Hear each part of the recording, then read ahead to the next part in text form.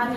Karena jika tidak kena, maka tidak sayang. Dimulai dari sebelah kanan. Halo teman-teman, nama saya Lasega Teh.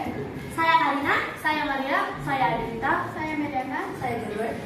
Nah, sebelum kami memulai presentasi, kami sebaiknya memulai dari yang kami terlebih dahulu. 1, 2, 3, ayo. Kami 79 ingin menerapkan nilai SFD.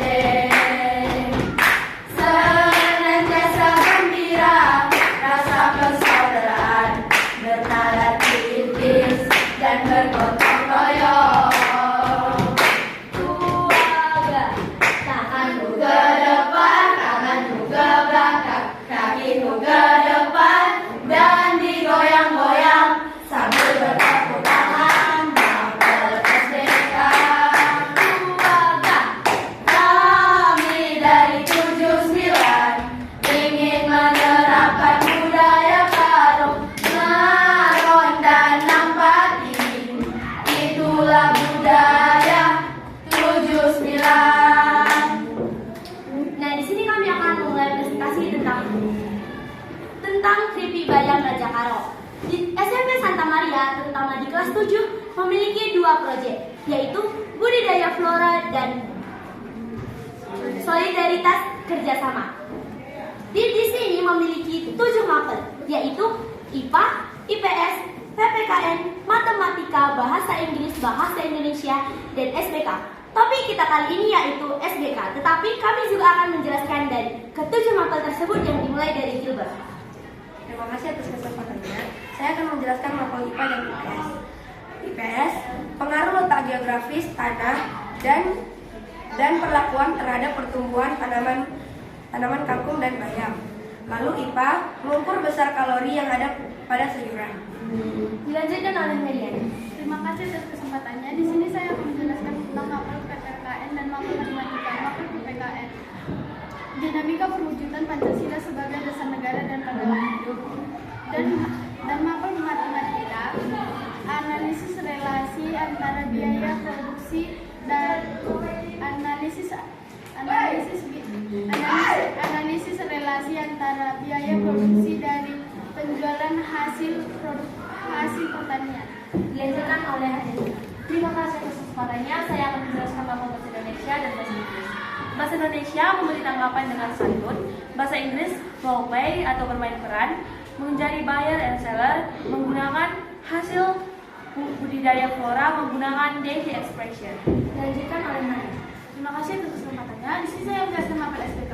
Pada mapel SPK, kita lakukan tahapan penyajian dan pemasaran pada Kripik Bayam.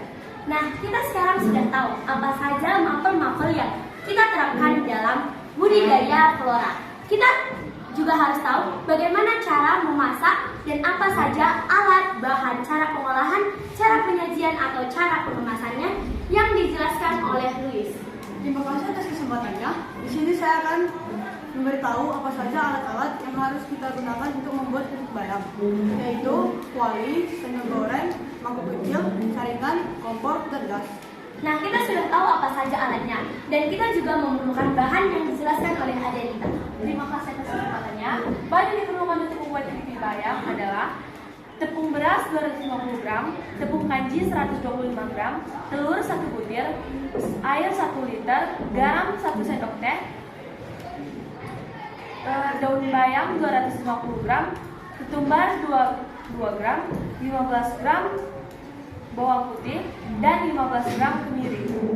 Nah, kita sudah tahu alat dan bahan untuk memasak Kripik Bayam Raja Karo. Dan sekarang kita harus mengolahnya yang dijelaskan oleh Luis. Terima kasih atas kesempatannya. Cara pengolahan untuk membuat Kripik Bayam adalah dengan mencuci bayam hingga bersih.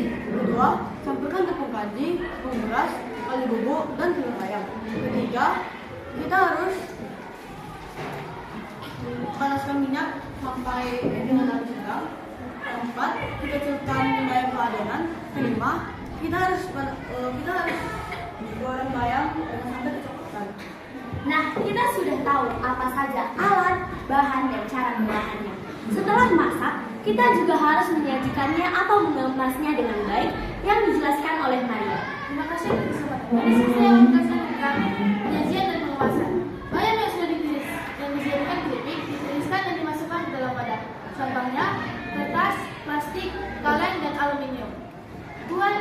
kemasan semenarik mungkin agar pembeli tertarik pada produk kita. Nah, kita sudah tahu bagaimana cara mengolahnya, mengemasnya, apa saja alatnya, apa saja bahannya. Dan seperti kata Maria, kita harus mengemasnya dengan baik. Nah, lihat nih, ada beberapa contoh pengemasan yang menarik dan unik.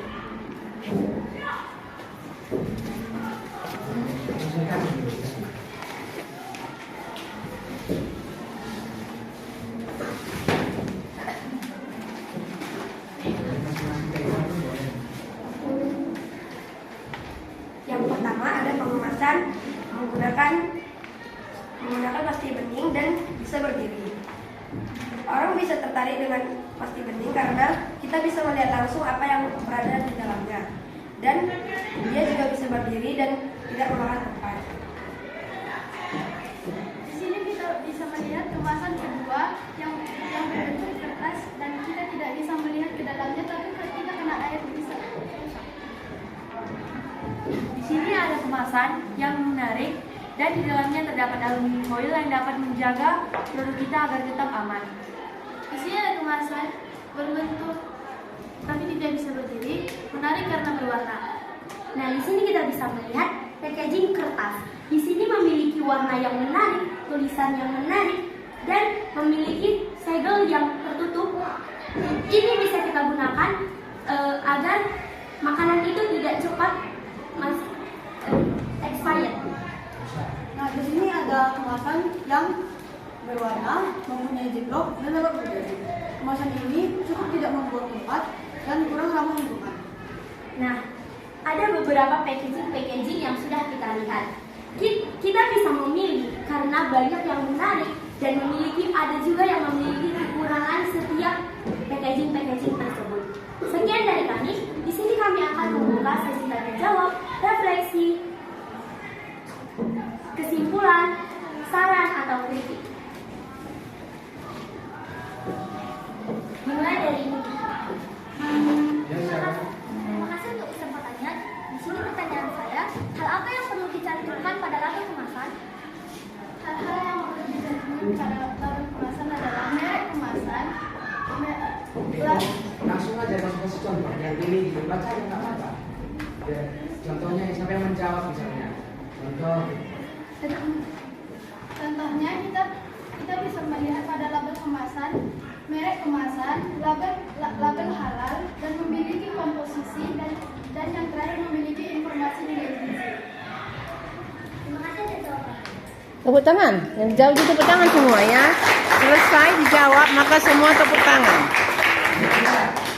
Dilanjutkan oleh Ruth. Terima kasih atas kesempatannya. Pertanyaan saya, bagaimana cara kalian menciptakan produk yang mampu menarik minat konsumen? Menurut kami, kita dapat mencontoh kemasan ini dikarenakan judul yang bagus, ada merek, dan kita bisa membuat produk, dan kita juga bisa membaca berdiri. Oke, kasih tepuk tangan. Ya. Dilanjutkan oleh Jasmine. Terima kasih atas kesempatannya. Pertanyaan saya, sebutkan gizi pada tanaman bayam. Gizi pada tanaman bayam ada banyak, tetapi ada 3 yang harus saya jelaskan. Yang pertama, energi pada bayam. Energi pada bayam ada 96 kJ. Lalu